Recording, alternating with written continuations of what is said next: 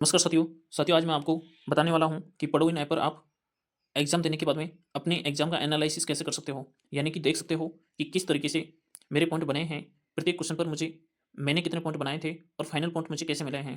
तो वो सारी डिटेल्स आप देख पाओगे। वो कहाँ पर देखोगे आप? वो देख पाओगे आप लीडर बोर्ड के अंदर। तो साथियों कहाँ है लीडर बोर्ड? वो मैं आपको बता देता हूँ। स्क्रीन पर आप जैसे ही देख पा रहे होगे, ये लीडर बोर्ड का ऑप्शन है। इस लीडर बोर्ड के अंदर सारी डिटेल्स सेव होती है यूज़र्स की। इसमें एग्जाम देने के बाद में सारी डिटेल्स आपको लीडर बोर्ड के अंदर ही मिलेगी और लाइव एग्जाम जो चल रही होती है तब भी लीडर बोर्ड में ही सारी डिटेल्स सेव रहती है। उसको भी आप लाइव चलते टाइम देख सकते हो कि किस बंदे की क्या रैंक चल रही है, क्या पॉइंट उसके बन रहे हैं, प्रत्येक क्वेश्चन पर उसको कितने पॉइंट मिले हैं। तो सारी डिटेल्स आप लीडर बोर्ड के अंदर से देख सकते हो। तो मैं अब लीडर बोर्ड को ओपन करता हूँ। तो मैंने जैसे ही लीडर बोर्ड को ओपन किया, इस तरीके का इंटरफेस मेरे सामने आएगा जिसमें बहुत सारी एग्जाम्स दी गई हैं। ये अब तक की दी। इसमें आपको उस एग्जाम का नेम देखना होगा जिसकी आप डिटेल देखना चाहते हो। जैसे कि मैं इसमें इस एग्जाम की डिटेल देख रहा हूँ, पढ़ो इन रोजगार गुरु 02 की। तो मुझे इस एग्जाम की डिटेल देखने के लिए मुझे इस एग्जाम पर टैप करना होगा। मैंने जैसे ही इस एग्जाम पर टैप किया तो देखिए इस तरीके का इंटरफेस मेरे सामने आया जिसमें पूरे तो इस तरीके का इंटरफेस मेरे सामने आया जिसमें आई यूजर्स की डेटा दी गई है, उनकी रैंक, पॉइंट, प्राइस और उनका रजिस्ट्रेशन नंबर, नेम। तो आपका इसमें नेम और रजिस्ट्रेशन नंबर से आपकी डिटेल देखनी होगी। जैसे कि मैं इसमें हिमांशु की डिटेल देखता हूँ। तो ये रहा हिमांशु, ये इसके रजिस्ट्रेशन नंबर है और ये इसका नेम है। तो मैं हिमांशु की डिटेल देख रहा हूँ कि इसके 59 पॉइंट कैसे बने हैं। ये 59 पॉइंट, तो पूरी डिटेल्स देखते हैं इसकी। अब मैं हिमांशु की प्रोफाइल को ओपन करूँगा तो आप देख सकते हो इस एग्जाम के अंदर 5 क्वेश्चन थे। यहाँ पे आपको 5 क्वेश्चन दिखाई दे रहे हैं। जैसे फर्स्ट क्वेश्चन है, फर्स्ट पे हिमांशु के 13 पॉइंट बने हैं, सेकंड पे 5 बने हैं, थर्ड पे 13 बने हैं। इसी प्रकार से सारे क्वेश्चंस के मार्क्स भी दिए गए हैं। अब मैं देखना चाह रहा हूँ कि फर्स्ट क्वेश्चन पर 13 पॉइंट इसके कैसे बने। तो उसके लिए मुझे फर्स्ट क्वेश्चन को ओपन करना होगा। तो साथियों जैसे कि फर्स्ट क्वेश्चन था, रोजगार को प्रभावित करने वाले कारक हैं। तो इसने आंसर किया है इसका डी, और इसने बताया है कि मैं जिस आंसर को कर रहा हूँ डी, ये पूरी तरीके से राइट है। तो इसने राइट को सिलेक्ट किया है और राइट करने पर इसके रो पॉइंट पैनल में 5 मार्क्स जुड़ गए। जैसे कि ये दिया गया है साइड में ये वाला कि राइट करने पर 5 मिलेंगे। तो ये वाला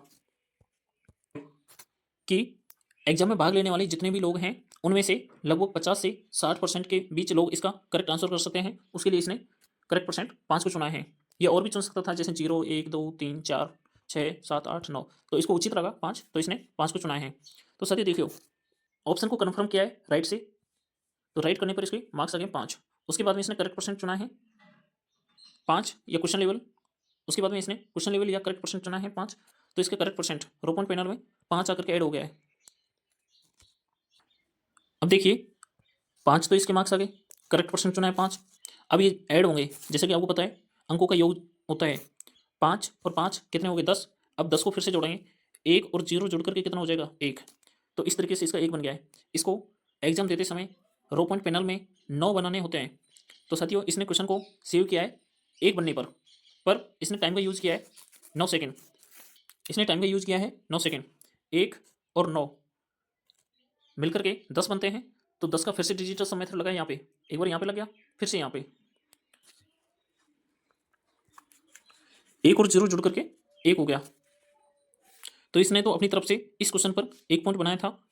अब देखते हैं इसको फाइनल पॉइंट कितने मिले हैं। तो उसके लिए इसका आंसर एनालिसिस है।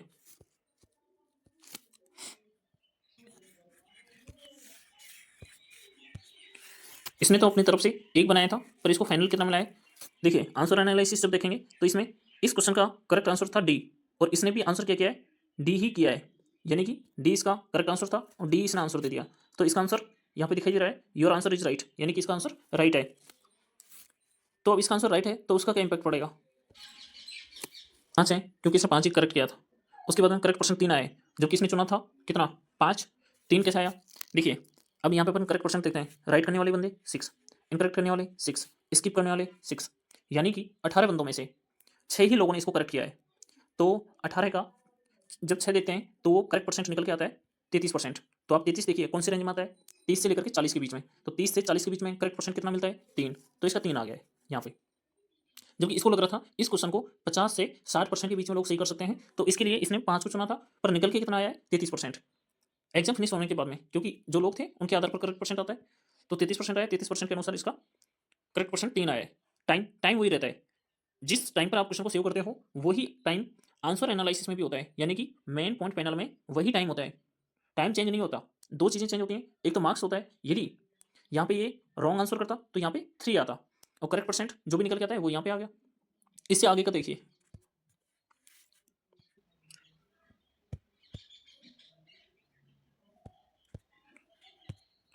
साथियों अब इसकी ये डिटेल्स आ गई है, मार्क्स, करेक्ट परसेंट और टाइम।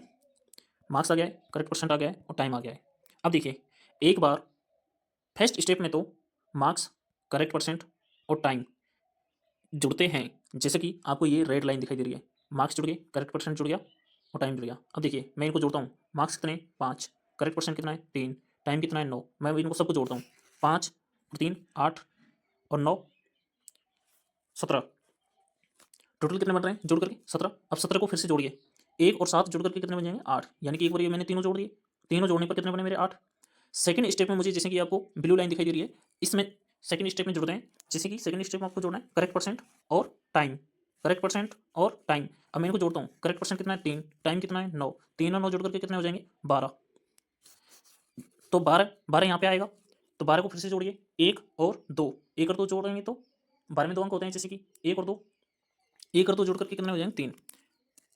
तो फर्स्ट स्टेप में इसके कितने बने 8, सेकंड स्टेप में कितने बने 3।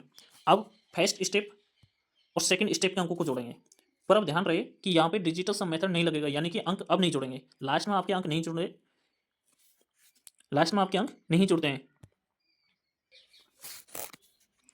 अब आप देखिए, फर्स्ट स्टेप के 8, सेकंड स्टेप के 3, 8 3 11, तो 11 हमारे यहाँ पे मिल गए हैं। जब जब फिर है उसके बाद में फर्स्ट स्टेप के 8, सेकंड स्टेप के फर्स्ट स्टेप के 8, सेकंड स्टेप के 3, फर्स्ट स्टेप और सेकंड स्टेप के मार्क्स जुड़ करके 11 बना रहे हैं। और 2 बोनस मार्क्स। ये बोनस मार्क्स कहाँ से आता है साथियों, जब जब आप यहाँ पे राइट करोगे, यानी कि आपका आंसर राइट आएगा यहाँ पे, तो आपके बोनस मार्क्स हमेशा प्रत्येक क्वेश्चन पर 2 मिलेगा। 13 तो इसने अपनी तरफ से बनाए, और आपको पता है यहाँ पे डिजिटल सम मेथड नहीं लगेगा, यानी कि अंकों का योग नहीं होगा, और 2 इसके बोनस। तो इस तरीके से इसके फाइनल पॉइंट बने 13। तो आप देख सकते हैं इसके फाइनल पॉइंट बन गए हैं 13। इस तरीके से आपको आंसर एनालिसिस देखना है। विशेषकर इसमें इंपॉर्टेंट है करेक्ट परसेंट। यदि आप करेक्ट परसेंट या क्वेश्चन लेवल को ठीक से चुनोगे और आंसर ज़्यादा वेरी नहीं किया, तो आपके जितने पॉइंट बनाए हैं उसके अकॉर्डिंग ही आपके फाइनल पॉइंट बनते हैं।